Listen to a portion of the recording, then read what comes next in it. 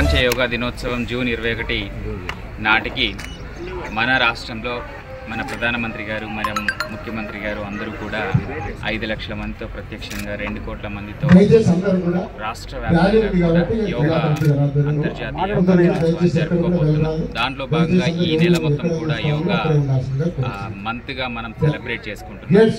So ఇప్పటికే మనము మదనపల్లి మరియు సౌమ్యనాథాలయం నందలూరులో కూడా మనం చేయడం జరిగింది. తదుపరి ఇక్కడ అన్నమయ్య జిల్లాలోని అన్నమయ్య తాలూకా అన్నమయ్య గ్రామంలో 108 అడుగుల విగ్రహం దగ్గర 617వ జయంతి ఉత్సవాల సందర్భంగా అన్నమయ్య గారి యొక్క జయంతి ఉత్సవాల సందర్భంగా ఇక్కడ 617 మందితో యోగా నిర్వహించాం. అలాగే మన జిల్లాలో ఆయన రచించినటువంటి 32,000 సంకీర్తనలకు అనుగుణంగా 32,000 మందితో కూడా యోగా నిర్వహించుకున్నాం. సో ఈ కార్యక్రమానికి స్థానిక శాసనసభ్యులు మరియు జగన్మోహన్ రాజు గారు, అలాగే సాయి లోకేష్ గారు వంటి వారందరూ కూడా హాజరయ్యారు.